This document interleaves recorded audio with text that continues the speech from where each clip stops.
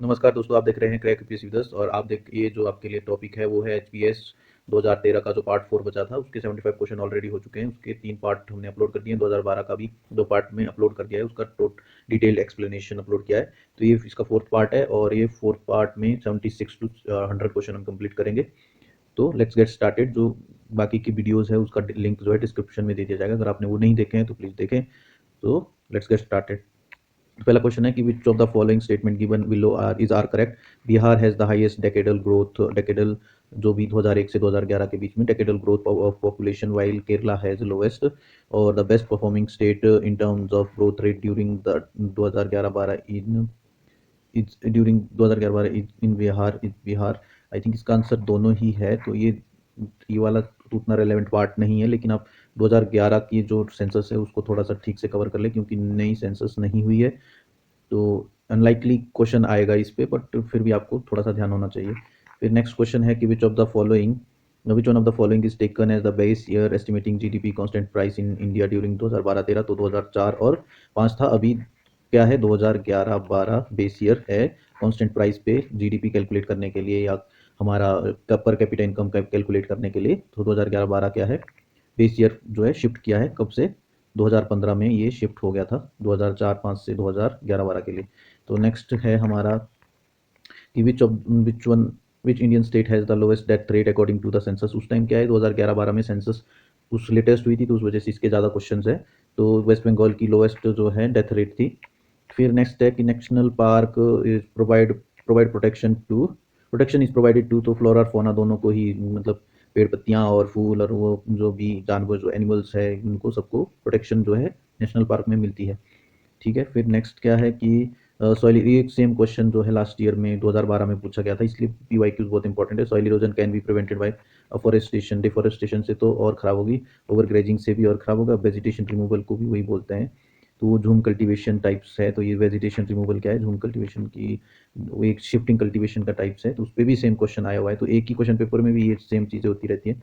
फिर है climatology is science of to climatic factors. इसकी क्लाइमेटोलॉजी साइंस है। फिर ultimate source of energy for living being, तो ये सनलाइट है। ये सेम चीज़ पे भी क्वेश्चन आया हुआ है, सनलाइट, ओजोन, वो सब चीज़ों पे ऑलरेडी क्वेश्चन लास्ट ईयर आ चुके हैं। फिर jhum cultivation, jhum is term related to shifting cultivation. तो जो टेरेस फार्मिंग है, वो टेरेस फार्मिंग क्या है, method of growing crops on the sides of hill और mountains planting on graduated spaces built in the slope. जो कि हिमाचल में नॉर्मली होती है कि हिल्स के साइड में ऐसे खेत बने होते हैं, ऐसे नीचे नीचे करके, उसको टेरेस क्या है, फार्मिंग बोलते हैं। फिर शिफ्ट कल्टीवेशन के जो और देशों में, मतलब वर्ल्ड में क्या क्या अलग नाम है, तो साउथ ईस्ट एशिया में लादिंग लैडिंग बोलते हैं, मिल्पा बोलते हैं सेंट्रल अमेरिका में, चिटमैने और टैबी बोलते हैं अफ्रीका में, और चेना बोलते हैं श्रीलंका में।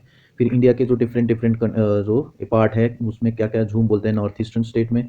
फिर बेवार या दहियार वो मध्य प्रदेश में, दीपा मध्य प्रदेश में, जारा एक एरका सदर्न स्टेट में, बात्रा साउथ ईस्टर्न राजस्थान में, पोडू आंध्र प्रदेश में, और कुमारी वेस्टर्न घाट ऑफ केरल में। तो ये झूम कल्टीवेशन या शिफ्टिंग कल्टीवेशन के अलग अलग नाम हैं इन डिफरेंट डिफरेंट पार्ट्स में इंडिया के। और उड़ीसा में क्या है, उड़ीसा में कमान है।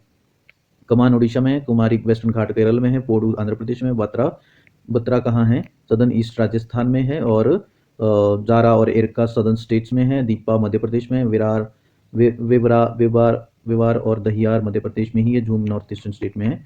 फिर नेक्स्ट हमारा क्या है कि ये साइंस का क्वेश्चन है, with the working principle of washing machine. तो वो सेंट्रीफ्यूगेशन पे काम करती है। सेंट्रीफ्यूगेशन बेसिकली ये कि उसमें आप क्या है, एक जैसा आप लस्सी से मक्खन अलग करते हो ना, कि आप कोई चीज़ डिफरेंट डेंसिटीज़ की चीज़ को ऐसे आप उसको घुमाकर ऐसे बिल्कुल राउंड राउंड ऐसे घुमा के उसको अलग अलग करते हो।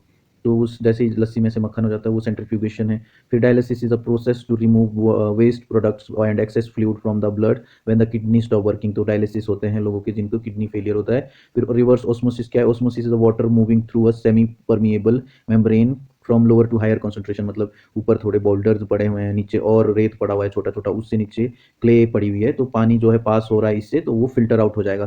तो ये जो फिल्टर्स होते हैं जो घरों में लगे होते हैं, वो आर ओ आपने सुना होगा, ऐड सुनी होती है, कैंटारो वो सब है। तो ये क्या है, रिवर्स ऑस्मोसिस है, वो वाटर फिल्ट्रेशन की टेक्निक है। फिर डिफ्यूजन क्या है, डिफ्यूजन यहाँ पे हमने जो डिफ्यूजन है वो process resulting from a random motion of molecule by which there is a gate flow of a matter from region of high concentration to low concentration. ये भी सिमिलर टू लाइक जो है वाटर फिल्ट्रेशन की तरह ही है, वो ये reverse osmosis की तरह ही है। फिर नेक्स्ट क्या है कि an air bubble in water will act like a, तो वो कनकेव लेंस एक्ट करेगा। तो ये थोड़ा आपका लेंस का एक डिटेल में देखते हैं कि है क्या ये कनकेव कन्वेक्स, बहुत पूछा जाता है ये concave convex, concave versus convex. तो इसमें अपीयरेंस में क्या है, अपीयरेंस में हमारा क्या है, जो कनकेव है लेंस वो थिनर है मिडल में, ये जो कनकेव है वो थिनर है मिडल में और वह थिकर है एजिस पे, तो ये है हमारा कनकेव लेंस। फिर है convex lens thicker in middle और थिनर इन ऑन एजिस, तो ये हमारा क्या हो गया, ये हमारा कन्वेक्स लेंस है।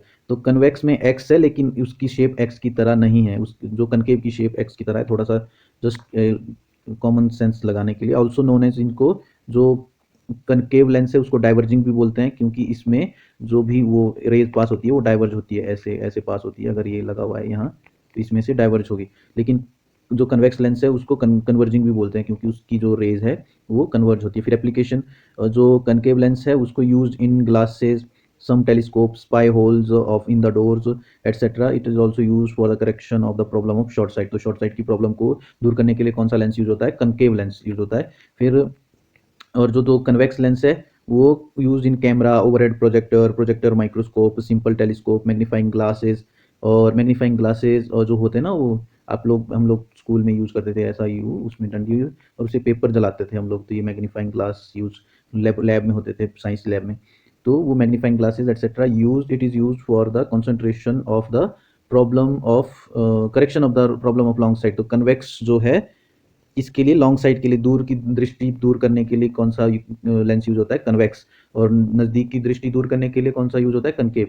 फिर फोकल लेंथ में इसकी नेगेटिव फोकल लेंथ है कनकेव की, और कन्वेक्स की पॉजिटिव फोकल लेंथ है। इंसिडेंट रेज, तो it diverse the incident rays away from the principal axis.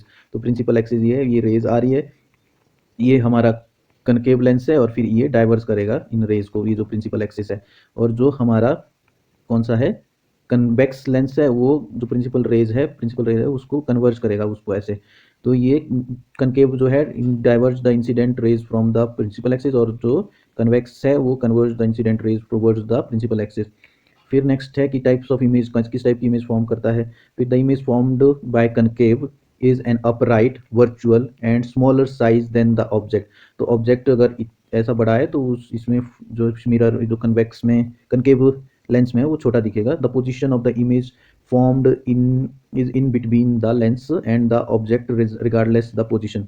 तो ऑब्जेक्ट कहीं भी है तो जो उसकी इमेज फॉर्म करेगी वो क्या है, इमेज और जो लेंस के बीच में ही फॉर्म करेगी। ये किसकी बात हो रही है, कनकेव की बात हो रही है। कनकेव कौन सा होता है, ये वाला कनकेव है। फिर है the image formed in convex is inverted, इसमें अपराइट थी कनकेव में, और कन्वेक्स में इन्वर्टेड है, रियल है, उसमें वर्चुअल थी। And smaller than the object when the object is placed at focus. तो इस पे फोकस पे, ऐसा मान लो ये हमारा लेंस है, यहाँ फोकस है, अगर यहाँ रखिए तो ये छोटा दिखेगा image. The image formed is inverted, real and same size when the object is placed at 2f। तो अगर ये 2f है, यहाँ 2f पे है, तो जो ऑब्जेक्ट है वो इक्वल साइज का दिखेगा, जितना वो एक्चुअल में है उतना ही दिखेगा। The image formed inverted, real, larger than the object when the object is placed between 2f and f। अगर यहाँ कहीं बीच में है ऑब्जेक्ट तो वो बड़ा दिखेगा एक्चुअल से भी। और क्या है, इन्वर्टेड रियल इमेज तो है ही इसका जो रोल है। तो आई होप आपको जो है कनकेव कन्वेक्स का जो कॉन्सेप्ट है वो क्लियर हो गया होगा, ठीक है। और आप वीडियो को पॉज करो, फिर से देखो, और फिर आप थोड़ा सा आप एनालाइज करो कि क्या है। फिर मिरर भी होते हैं, plane mirror, these are flat mirror, reflect images in their normal and reverse from the left to right. तो सिर्फ रिवर्स करता है, बाकी सेम चीजें दिखाता है। This is the most common type of mirror use in bathrooms and bedrooms. तो ये नॉर्मल मिरर जो आपके घर में भी होगा, ये वो प्लेन मिरर है। फिर concave mirror is a spherical mirror that curve inward, जो चम्मच की तरह होता है ऐसा, मतलब उसमें अंदर को, उसमें क्या है, जैसे आपकी आप मुट्ठी या पाम को ऐसे कवर करते हो, तो वो उस टाइप का जो है इसका शेप रहता है स्पून की तरह। And create illusion of a largeness, तो वो ऐसा लगता है कि वो कोई चीज़ जितनी दिख है उससे ज़्यादा बड़ी दिखेगी उसमें, मतलब ऐसा इल्यूजन आपको लगेगा कि बड़ी दिख रही है। Typically found in bathroom and bedrooms, थोड़ा सा आपको क्लोजनेस लाने के लिए कि आपको अब थोड़ा बड़ा दिखे, आपके आप प्रॉपरली खासकर फीमेल्स के लिए मेकअप वगैरह के लिए वो सब चीज़ें यूज होती है। फिर कन्वेक्स मिरर कौन सा होता है? Convex mirror is are also spherical mirror, however unlike concave mirror they bulge outward. ये जो आपने ऐसा होता है ना कि कहीं रोड बिल्कुल ही ऐसा टर्न ले रहा है, तो वो यहाँ पे आपने देखा होगा ऐसे रोड पे लगा होता है शीशा जैसा बड़ा सा, उसमें गाड़ियाँ दिखती रहती है ऐसे गोल गोल मुड़ती हुई ऐसे ऐसे, फिर वो पता लगता है कि कौन सी गाड़ी दूसरी साइड से आ रही है। And bulge out and distort the reflect image and make it smaller. तो वही तो इसको मतलब ऐसे रोड्स पे आपने देखा होगा, वो उसको कन्वेक्स मिरर है। अगर आपको कहीं दिखे तो आपने ध्यान रखना है कि कन्वेक्स मिरर है। कनकेव मिरर आपके बेडरूम बाथरूम में होता है, आपको क्लोजर इमेज देने के लिए कि आपको चीज़ें थोड़ी नज़दीक दिखें। प्लेन मिरर भी आप नॉर्मली प्लेन मिरर ही लोग यूज़ करते हैं। आई होप आपका जो ये इस जो ये जो कंसेप्ट है convex mirror, convex lens, concave mirror, concave lens, इन चीज़ों का कॉन्सेप्ट जो है ठीक हो गया, सही हो गया होगा ये जो भी हमने देखा है।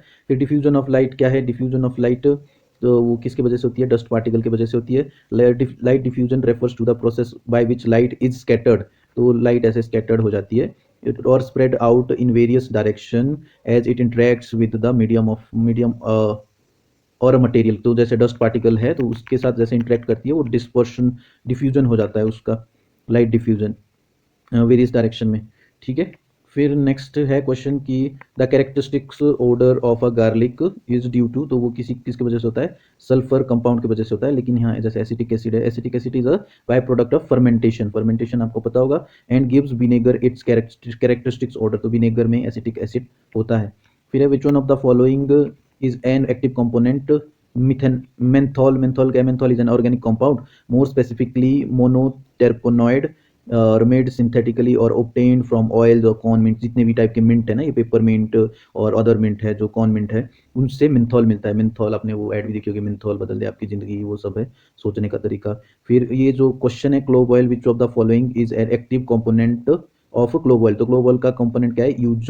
यूजेनॉल, यूजेनॉल है। तो ये है। मिथेनॉल के बारे में हमने यहाँ थोड़ा सा लिखा है।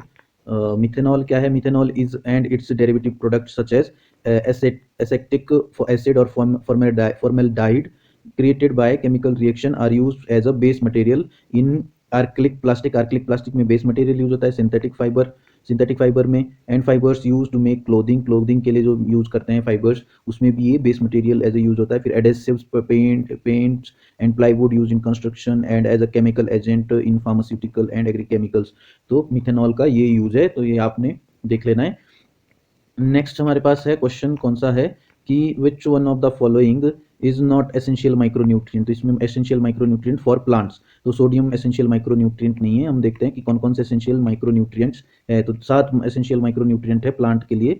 उसमें कौन से है? बोरोन है, जिंक है, मैग्नीज है, आयरन है, कॉपर है, मोलिबेंडम है, क्लोरीन है। तो ये जो है प्लांट के टोटल वेट का 1% से भी कम जो है, ड्राई वेट से 1% से भी कम कॉन्स्टिट्यूट करता है माइक्रोन्यूट्रिएंट। कौन कौन से? बोरोन है, जिंक है, मैग्नीज है, आयरन है, कॉपर है, मेलबेंडम है और क्लोरीन है। तो ये आपने याद रखना है।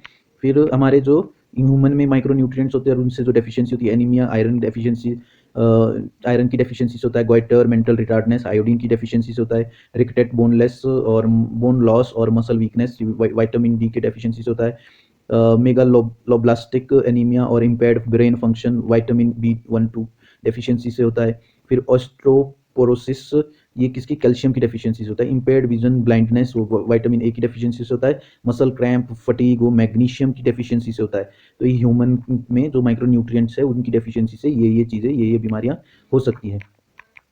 फिर हमारा नेक्स्ट है कि fat below the skin surface in our body act as a barrier against, तो वो loss of heat from our body, तो वो हीट को लॉस नहीं होने देता है जो फैट होता है हमारी स्किन के नीचे।